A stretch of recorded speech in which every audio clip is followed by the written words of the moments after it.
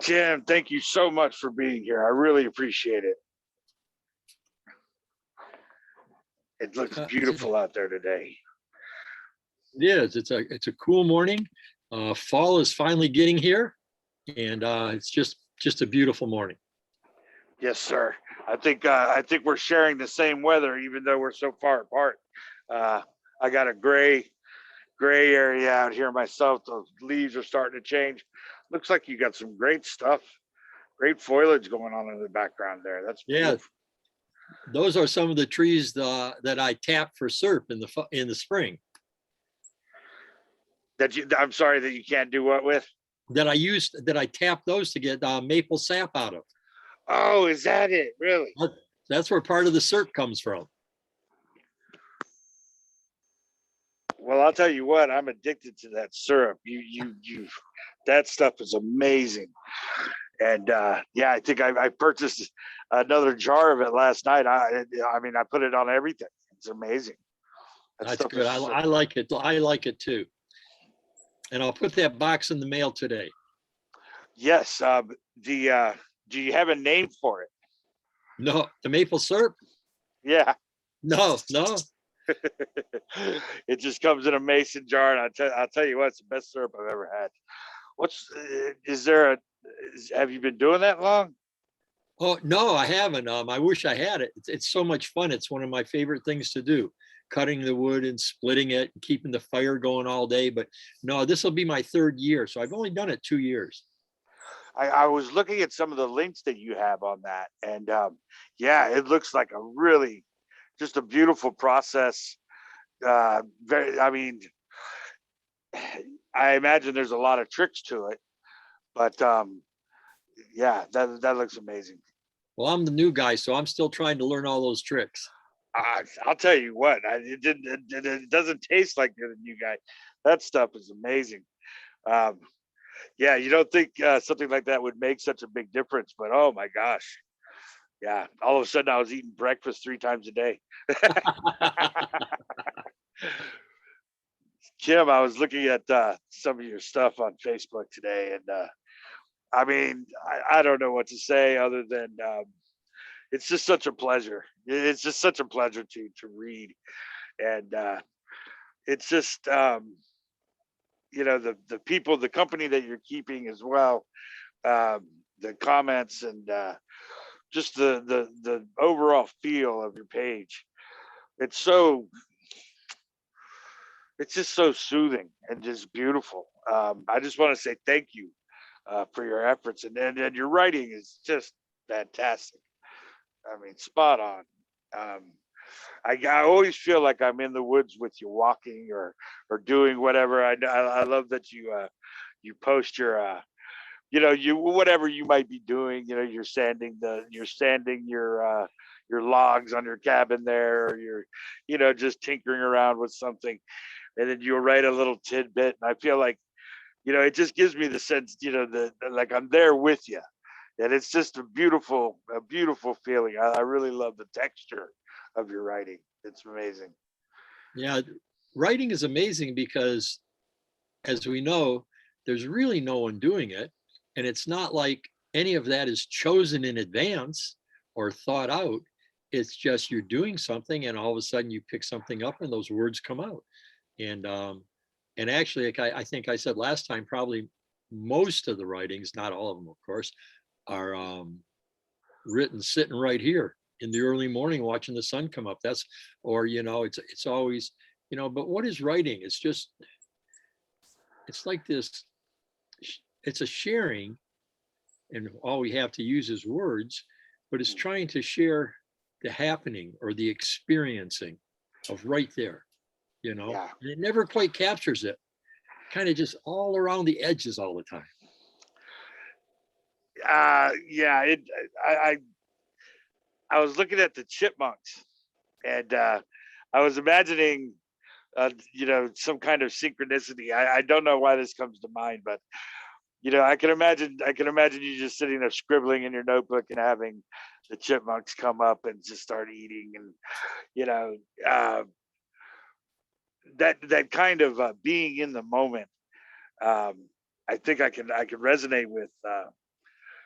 I like what you just said there. It made me think of something that happened this weekend, um, where I felt suddenly that that I was handicapped for the first time in forever, and it occurred to me like, wow, I'm making all these new friends, and they're people are talking about doing things and going places, and I thought for a second, wow, and it occurred to me I can't move, and that's not usually what happens with me. I don't think that way, and a friend of mine called right there at that moment, buddy Devkey. I don't know if you know him, but he's right down the road, and I haven't spoken to him in months, 6 months.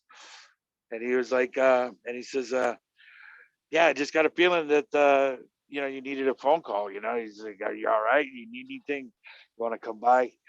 And that's kind of the feeling I get when I read your stuff. Um, that being in the moment, that synchronicity, everything kind of just comes together. You know what I mean? Yeah, yeah. That's and that synchronicity is always effortless. You can't force it. Yeah. You know, you can't make it happen. You can't, it's like I say, silence kind of sneaks up on you effortlessly sometimes. My mind goes quiet for whatever reason, or this mind goes quiet. And there's just this silence deeper than the silence here, like this silence that I can't quite touch, but it just happens effortlessly. And then, um, And it's a synchronicity that I that that I think I feel from your stuff. In that there's not there's nothing that can be proven, or even needs to be, or it's nothing that you can really even put your finger on directly, but it's just this infinitesimally little, millions of little things culminating into one simple appearance in that moment that is just unexpressible. How yeah, beautiful it is. that's just what it is. That was very well said. Yes. Yeah, Yeah. it truly is amazing, and that is I think the spirit of your book, and it's so funny because it took me a few times to to to read some of the stuff before I actually slowed down a little bit. I started imagining, okay, these little pictures that you're making, and the all the little, because they're really easy to read, but I would suggest anybody that reads it slow down and really look at it like a picture, because you can go right over the words and not really imagine what's being said. And I think that's the feeling I get from your work, is that you are painting these pictures with not so many words, but just kind of a resonance. You just have to imagine what the words are saying. Let one word do a million things, rather than saying a million things to get one point across. Yeah. And what you said about knowing, how can we ever know anything? Really know? I don't think so. I don't think anything is really known. We can all we can do is share opinions of experiencing, and each one of us is unique. Each one of us has a unique set of filters that we process it through. Each one of us can only process it perfectly, and all we can do is share that, and we enjoy the overlap together. And the amazing thing about that uh, is it's it seems that um, you understand the unconditional non-dual uh, or speakers and stuff very easily, very well, and you're very much in tune with, like, Andreas Mueller and the various different guys. I saw that, and I shared a post that you put down with Neil Denham. Neil Denham. I'm actually really happy to say that I'm going to be interviewing him Saturday, and I just love that guy. But what I love about your work is you're not spending a lot of time trying to explain, what it is you're doing. You're just enjoying that moment for what it is, with, and just painting this picture of a shared experience, of an experience. And I can feel that kind of. It seems to me that I don't know what it is, but every time I read your stuff, it seems like, I'm just walking through pictures. It's beautiful. It's truly, truly amazing. And I love that I know your background enough to know that you know the intricacies of these. Uh, there is no experience. I mean, there is no time. There is no space. None of this is actually occurring. Knowledge is not, objectively knowable to be accurate, to be actual. So, um, and from that lack of position, I feel more free to allow myself to really examine what it is you're saying. And I mean, it makes me, it really, I just love it. I just want to say thanks. Yeah, I've never writing anything long has just never happened. I think maybe one time in the several years I've written these, or these have been written, has once or twice as something longer came out. And it's really a surprise when it happens, because everything just seems, I don't know, it just happens. I'm there surely is no chooser, because there's no telling when I'm going to write it, or I don't have time I set aside. In fact, I tried to do a writing exercise, and I was going to try to learn to focus on writing poems, and it was a total disaster. Right.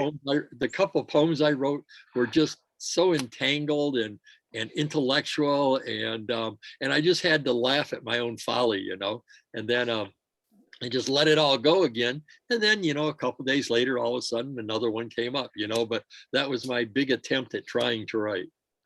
Yeah. My I like the folly aspect of it. It's for a lack of, I think, when you try, it's when you try, that is when it's really gonna, it's not gonna work well. But it's when it just comes out. Um, I know what you mean by, excuse me, my light's giving me a little trouble. Um, I know what you mean though, but by just looking at it come out, it's like you said, the intellectual stuff. I mean, sometimes it's, if it's forced, it's just never gonna be right.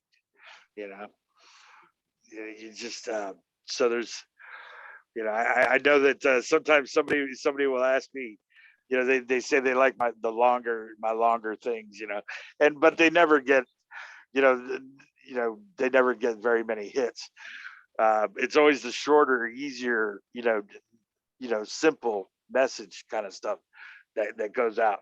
And generally speaking, things that you don't really think are gonna resonate that much. You don't think people are gonna understand it or whatever. And all of a sudden now, and those will be the most popular. Um, Now, is that something that you see? I mean, do you resonate with, that kind of feedback? I mean, like when you I put get it the when you same, I would say I get the same thing. Sometimes I'll write one, and a couple, I wrote one a few days ago, and it got a lot of hits. But when I wrote it, I thought, oh, I read it afterward. You read them afterwards, you go, right, God, am I really going to post that? And right, but if it comes up, I post it, because I don't know what other people see. That's the other thing. I love the comments, because so often people are interpreting those words so different than my mind interpreted after I wrote them. They're seeing they're interpreting these words and concepts differently, or they're making comments, or once in a while asking a question that from here doesn't even feel it has to do with what I wrote. So there's all of that goes on too. yeah. Um, and that's the funny thing, that like the realization with your work is the freedom in the imagination. It occurred to me that, what I'm imagining here it has nothing to do probably with what Kim was imagining when he wrote it, if he was imagining anything. And so, but it's the suggestion of the experience that, in a way, in this way, is kind of, it's indicative of that lack of ability to share experience or sensation, to share anything in an objectively real sense. I mean, you cannot, we can't know sensation each other. I couldn't explain to you what the immediate experience is right now, uh, with an infinite time, and nor could you, nor could anyone. So in this way, it seems like the moment that we're sharing is completely different in the respect of two individuals that would be experiencing time and space. But then that is the story of such, and paradoxically, here we are, expressed as two individuals that do have two separate experiences or experience at all. And that, I think, things like that occur to me in your writing, in that there it's almost, it's a paradox in its own right, in that what you are writing is, there is a lack of shared experience, or a lack of experience at all in an objectively real sense. And yet at the same time, that what you're writing seems to give me that sense of another person that could understand what it is I'm, trying to describe. And it's so fascinating to me, the infinite hallway of reflection that occurs in this kind of way. I'm always amazed too, when words come out, those words really have no meaning, because someone will ask me, sometimes questions people ask, well, what does that mean? Well, Right. I can tell them what it means from this one point of awareness, but I can't tell you, there's no such thing as really meaning. Whatever it means to you is just as real as it means to me. And that's the trap of trying to explain sometimes what something means, because other people latch onto your meaning, Right. and Right. it means something different to everybody that reads it. And the positive aspect of, or a consequence of simply being simply letting it all come out as it does. And even when you have that sensation of, like, am I really going to post this? But there, for some reason, you go with that feeling of, yeah, it came up and I'm putting it out. And you put it out there, and you might meet somebody that will say, I'm having a real trouble trying to keep my camera steady here.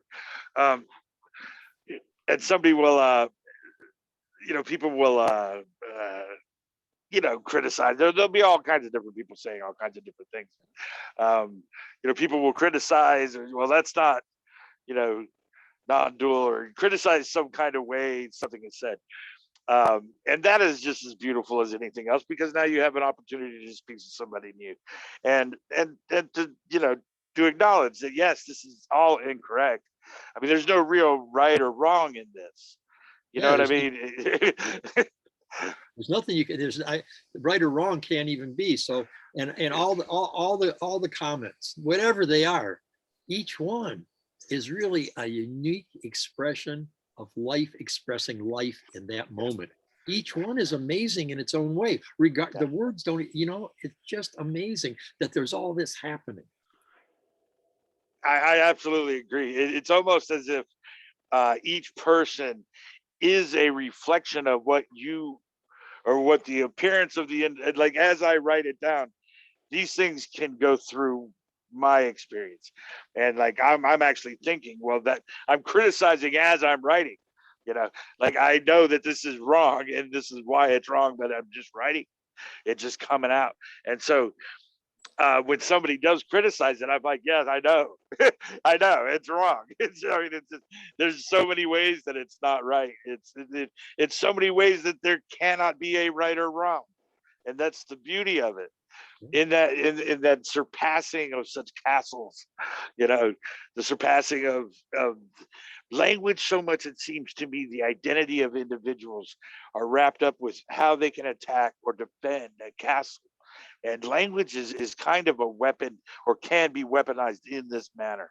That I'm being overt, but without those castles, without something to defend or something to attack, language takes on an entirely different meaning. Yeah. I mean, I kind of think, Howard, that my poem to this morning was pointing toward that.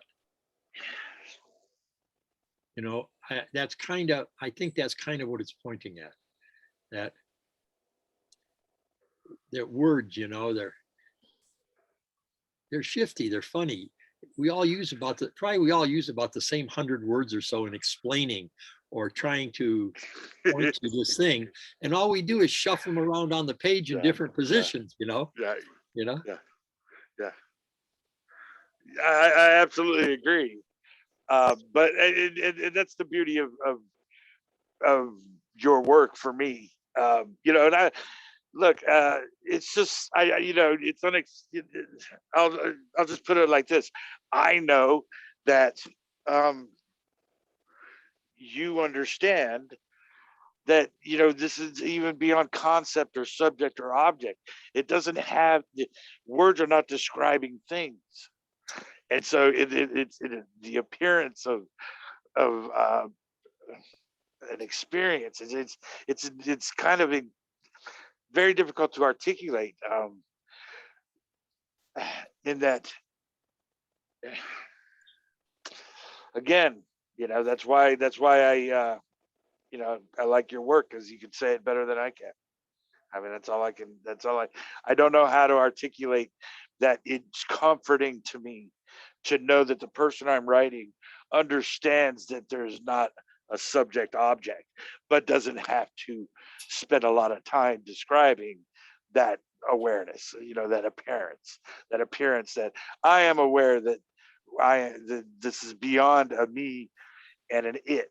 I'm not a thing in a time and a place navigating, what appears to be a life. It is the emergence of this possibility, or the emergence of this, um, totality, expressing itself as an infinite, array of objects that don't really exist in an objectively true sense. And so to move beyond that that understanding and going into the more subtle nuances of language and in regards to what one appearance is saying to another, I find it just every morning. I love to look at your page, and I'm just so grateful to have this time to talk with you. And you know uh, I would recommend your book to anybody, particularly because uh, it's so easy to read, and it doesn't take long before you can go through the whole thing and then go, and just start opening up and just various different pages, and I would encourage anybody to just take a moment and reflect on what is being expressed. Um, and I just wanted to tell you that I've gotten a remarkable amount of uh, uh, good feelings off it. They're good. I don't know how to say that. Smooth times, I'll say. I was thinking what you were saying, Howard, about paradox. It seems in all conversations of this type, it always comes back to paradox. There's this self and other that we're observing, and yet there's this deep, direct, experiential knowing that it doesn't exist at the exact same instant. Yeah. And I've started to think of it as the happy paradox when it happens, because when it happens, I almost always find myself smiling. Yeah. When it comes down to when somebody's going right to as close as they can get to that paradox, it's like there's just a smile. And so that paradoxical thing, I think, has an understanding without words. I agree, and it is that is an interesting point. there's never a time when I see when I resonate with what you're just alluding to, and I don't smile. I mean, it's just natural that I get a big cheesy grin on my face, and I love it. I mean, it's just so Yeah, beautiful. It's yeah, impossible. You know,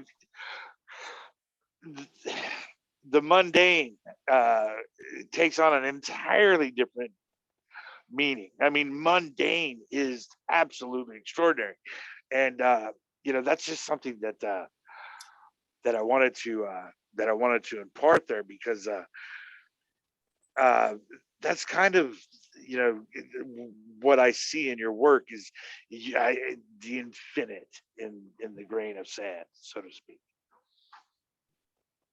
yeah, Yeah, it's never more beautiful than being able to lose yourself in something as easy and as easy to enjoy as simply what appears to be happening. yeah. That's it. Yeah. I, for a long time, I've always said, most of our stress comes from this moment wanting to be other than it is, which it can't be. So it's if you any it just creates stress. But when and then kind of but if every moment is seen as this amazing whatever, then it kind of all changes wherever you are, whether you're standing in the supermarket or stopped at a red light or sitting out here on the porch. It's all just kind of wow, Yeah. what is this? And Yeah. what is this? It's that those questions will never answer, but the urge to talk about them surely is strong. And and what is better though than the actual? I mean, what is better is it's I got a million things running through it. I got a couple of things running through my mind that I would love to try to articulate, but know that I'll mess it up. But I'll give it a shot. Say an individual. The appearance of an individual is sees consciousness as kind of an illusion of separation, and that there's a subject object, and you surpass that, and now all of a sudden you come across other appearances of conscious individuals, like me meeting you, and you as well obviously have seen beyond the subject object, paradoxically speaking, of course, and now here we are together, and the next thing you know you're in a room full of people that know that they're not really people in a room, and and that just it just becomes this amazing, it's beyond words. I don't know how to express Yeah. how really cool that is.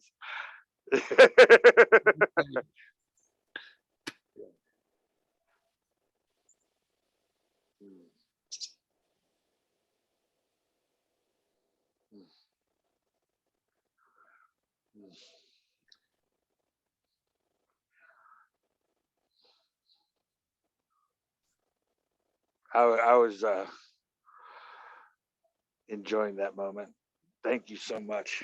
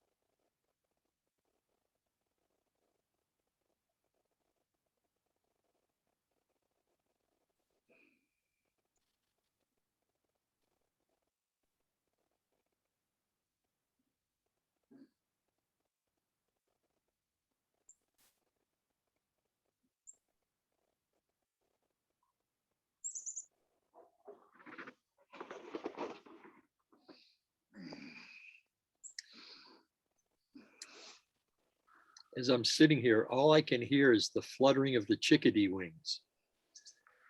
And they're flying all around.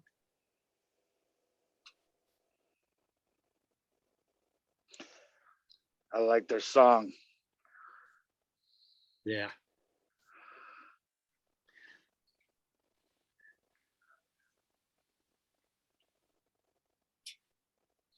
Do you use the word awareness often? No, I I don't, and it's not a, it's not like a, it's simply because awareness to me means it's a bit of a duality, but nothing can be expressed without dualistic language. So, it's not like a stickler point, but personally, awareness says to me, I am an object that is aware of another object. And so it's not, that's not kind of what I like to talk about.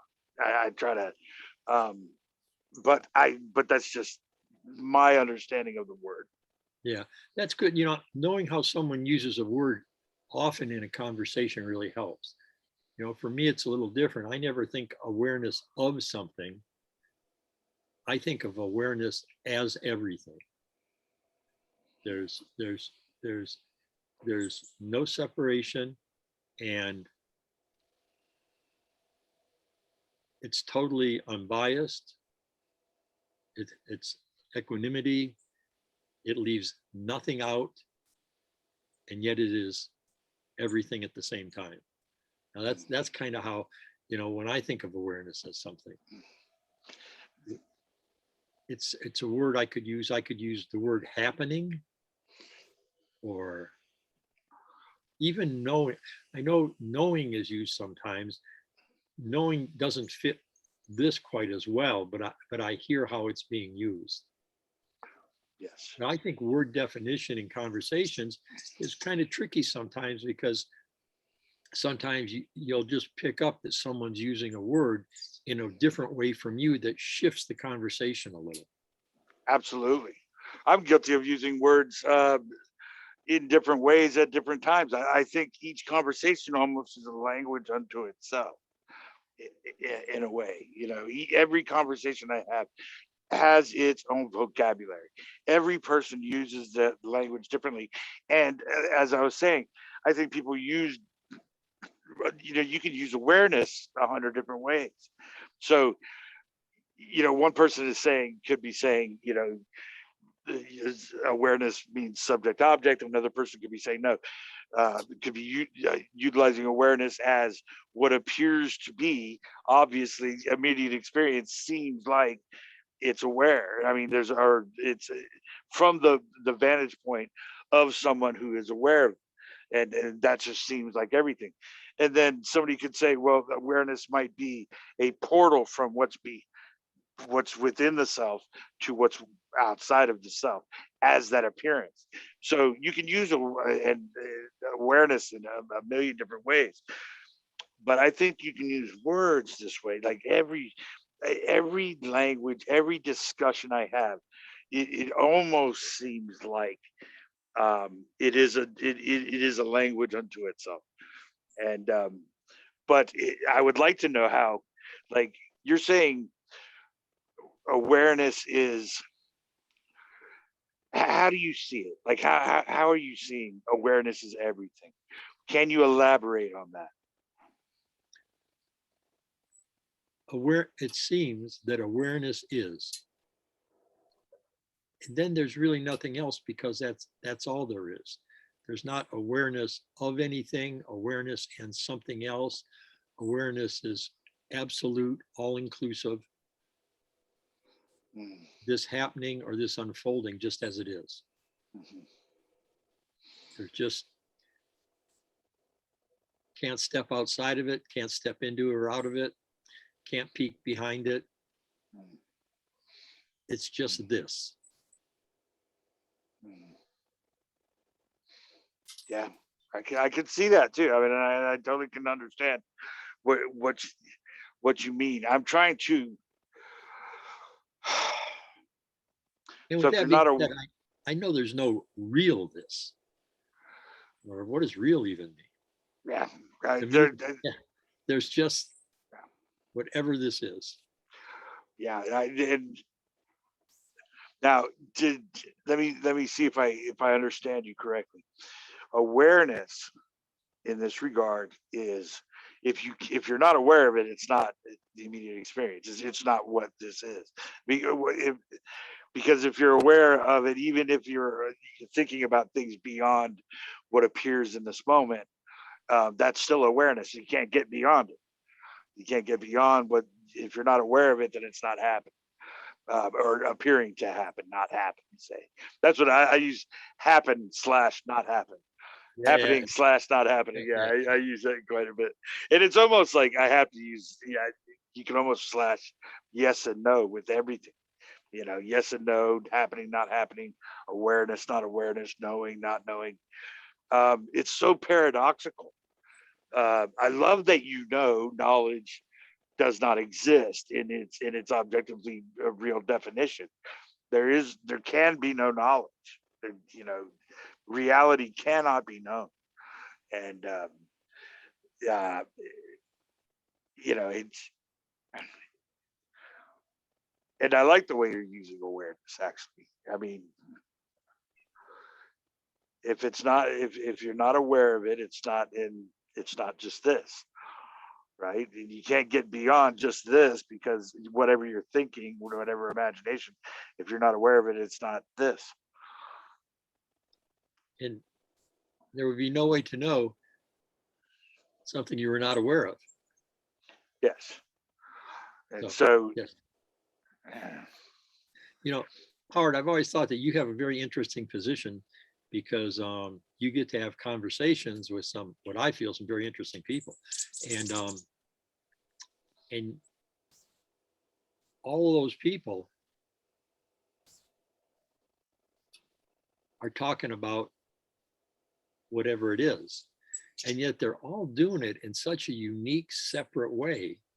And you get to see how all these different people are trying to hold or point or dance around the edges of this, and so you hear language used in probably many, many different ways.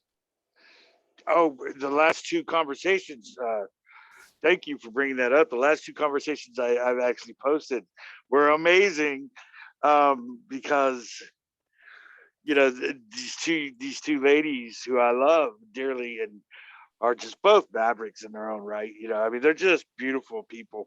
But uh, Amaya and Giselle, and they both were bringing the God word out. They're breaking the God word out. And I thought it was so amazing, Yeah. because um, it was particularly in Giselle's case. But yeah, and it was so, because I had not realized that it was so long between the two. There was a lull there in the discussions. Everybody was laying low, so it didn't occur to me until I had posted them one right after the other that both were discussing God. And I was happy to do it. I love the conversation. So and their takes on the word and what it might mean, and in regards to a deity, and the definition of God is, it's just so pliable. It's just so amazing. um but yeah, thanks for bringing that up. I was very pleased. I think I can, I can always, uh I have that weird thing where I listen to myself, and it's like, is that really, do I sound like that? But so I have that going on as well. But I was just so happy to be able to discuss that with them. Um, and it's such an amazing, talking about words and definitions. I mean, that word and definition seems to follow me, um, wherever I've gone, all my life. It seems like that discussion comes up constantly.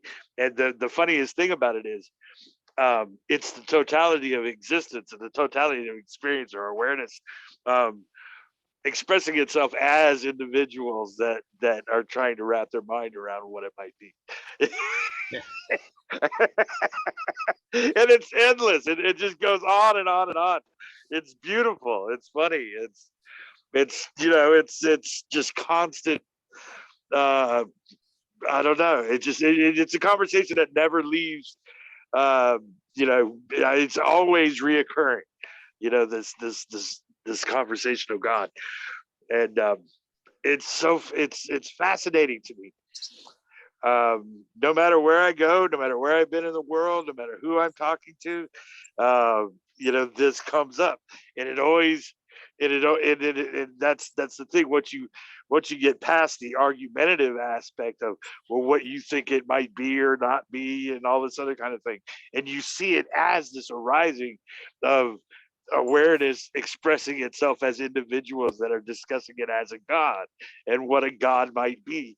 And my thing is always, if God is everything, what is God the god of? And it's just funny to me, because it's almost playful in a way, you know what I mean? Yeah. To me, God is a flexible word. I see God and Buddha nature and awareness, and all those words are just synonyms for the same thing. And where it comes in is, in some instances, those synonyms are defined differently that actually separates them, when it seems to me that they're really all the exact same thing. Yeah, it's awareness, and I'll use awareness because I like that. I like the way you're using it, and I'll say, yeah, it's awareness playing, because it's, there's that age old thing, God is hiding from himself to, you know uh, to have fun or whatever. Well, no, not really, because he's not really hiding himself, is he? I mean, if God is everything, and awareness is everything, it's not a God really. It's just this expressing itself as people talking about what a God might be. You know what I mean? Yeah. It's just funny, Oh, it and is. I think I think this enjoys the conversation because of the irony of it, and just the paradox of, if God, if God is not everything, then what is not God? You know, that kind of Yeah. thing. Yeah. If God is not everything, then why call him God, or why call it God? You know what I mean? It's just, you can have this conversation in a million ways, and it's just constant to me. Um, the most beautiful people in the world, I swear, uh, and everybody's got that that kind of intangible. It's there's always that slight intangible that everybody carries with them. It's beautiful. Yeah, I think one of the things you do good is you're really flexible and you're open. And so people can use the words they want, and you just kind of plug right into it and go with it. And that allows them to freely express themselves, you know? And you know what, I think your writing, and your style kind of helps me along that line. I think, if anything, I get that feeling from you as well, in that um it's we're all just painting pictures. I mean, you're doing it by with your words, and I sense that kind of, that's how I read your stuff. It's just you're painting a picture with words. That's how I see it. And so when I look at people, I kind of carry that over to them, in that somebody that is speaking to me is just painting a picture with language. That's kind of what this is, isn't it?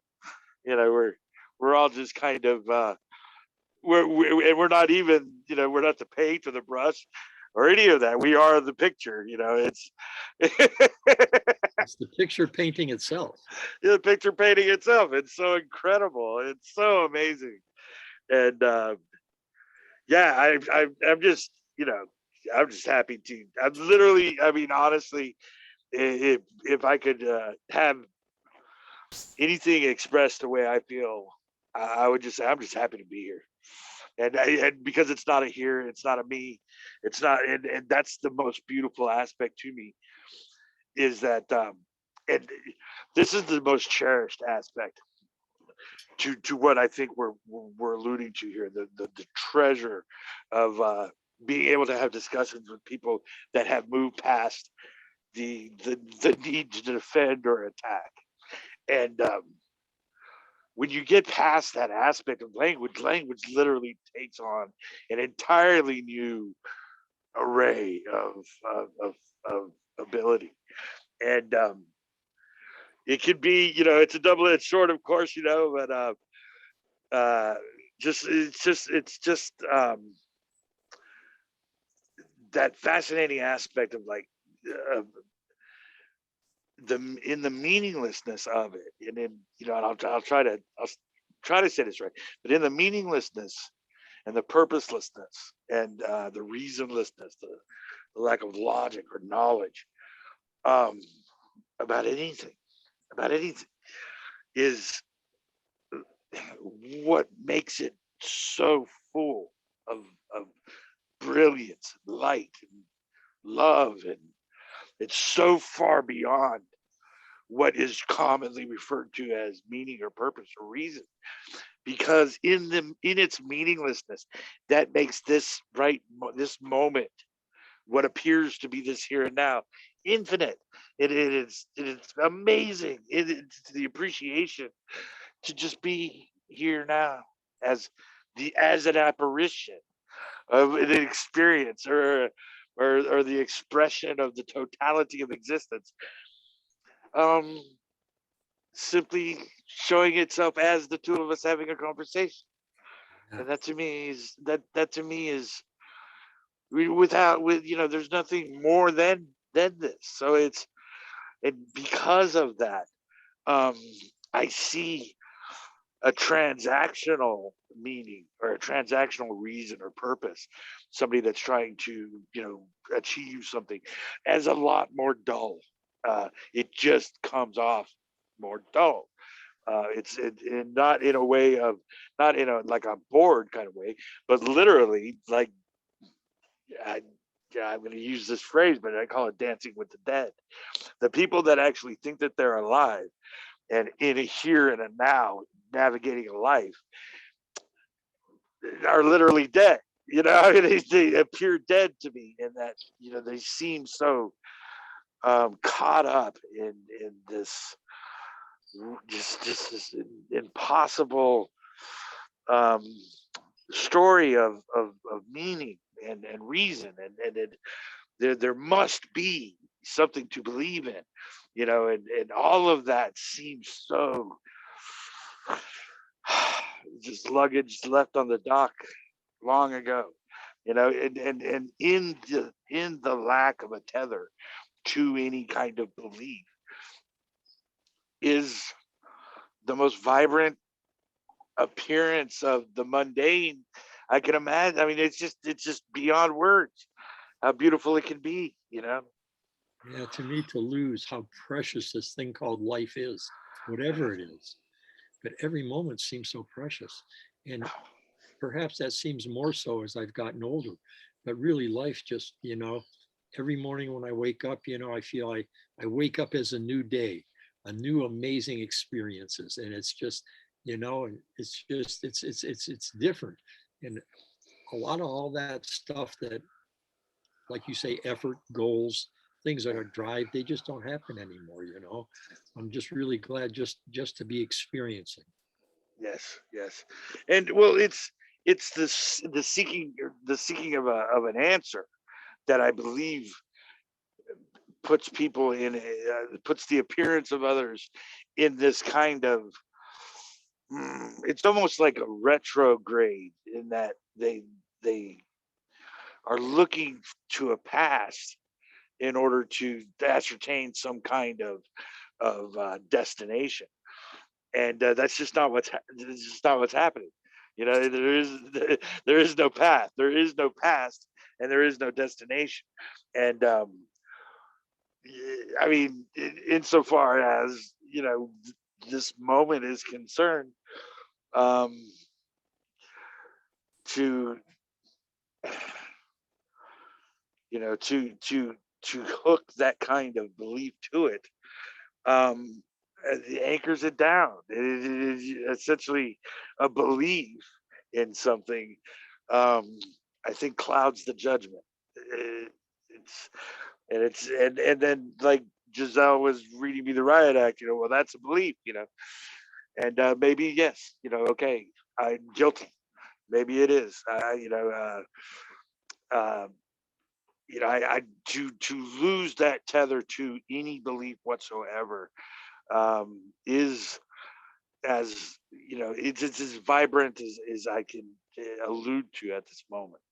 I can't really get closer to it, but in the lack of belief, there really truly disintegrates any need to believe in anything.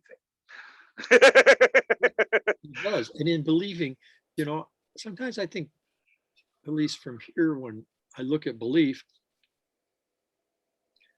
since there's really nothing here I can find that really expressed the belief, it just came out of this mouth, it kind of loses that tether. It loses ownership, you know, because like I've said before that, in my whole life, not once have I ever known what my next thought was going to be. How can I Yeah. think there's a chooser there? So even belief, I didn't choose it. This is just what arose. And as I see that this is just what's happening, those tethers, there's really not that much to hold on to. I No, don't, not even I, if you wanted I don't to. know where it comes from. It just does. I couldn't agree more. Even if, and that's where I'm at. I mean, that's really, personal pronouns aside, but that's where I'm at. It's never. There's never been a time where I could say that, I can believe in this 100%. Or I can believe it but never know it. I mean, it's one thing to, it's just the magnitude of that understanding that there is no knowledge in in a in an objectively or materialistically or consciously real sense.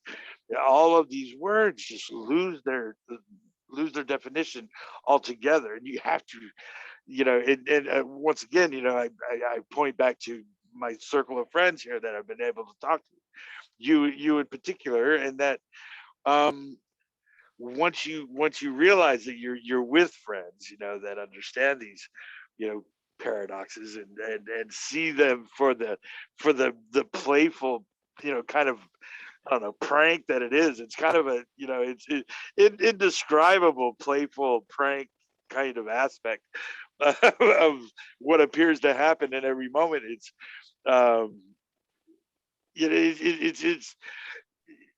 it's so freeing. It's liberating beyond experience. You just can't put a price tag on something so magnificent as a friend that understands that there truly is no accurate definition for what appears to be this experience, or this happening, not happening, or awareness. I mean, it is. Um, Yeah, it is not is. I don't know how to say it. And to be able to paradoxically share, and now there's a funny thing too. If I may, real quick, Yeah, yeah, yeah. that's a funny thing too. The paradox of this, that the one thing the apparitions within this reality, as it appears, can share, is that we cannot know definitively, and we can't. You know, the one thing we can share is that we don't even know if it's real. Yeah, I mean, that to me is amazing. I mean, yeah. if that's not just perfect, I don't know what is.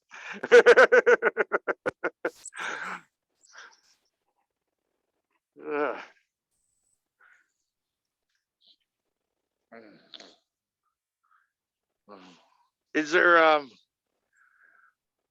Is there something you'd like to talk about? I know that we just got a few more minutes here, and I was just wondering, is there something that you would like to say in parting? Well, I can't think of anything right off. But I do want you to know I really appreciate what you're doing. I love that you bring all these people together, all these unique perspectives, and then share them. I think that it's really fun. It's like having a circle of close friends who most of them, you've never met, or I've never met for sure, but because I always call it the urge, because I don't know what it is, that thing that pulls us toward writing it or speaking it or whatever, there's that thing that all these people you talk to share that urge for whatever reason. And it's really interesting to hear all the different ways it's expressed. Um, you know, to me, all the words are like poetry.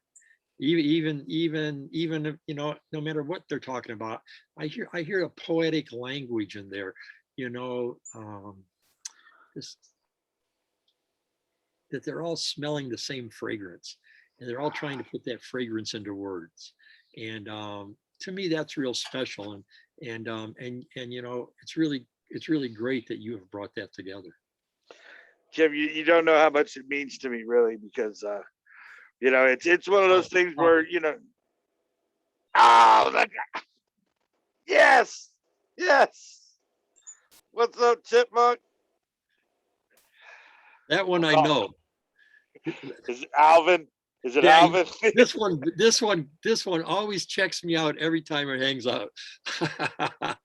Synchronicity indeed, my friend. I think we ought to. I think we ought to leave it there, my brother. It's a good spot. Yes, sir. Thank you, Kim. Really, bottom of my heart, brother. I Hey, can't wait to do thank it you, my again. friend. Thank you. Right back at you, my friend. Thank you so much. I'll talk to you soon, my friend. Okay, talk to you hard. Bye. Bye. Awesome.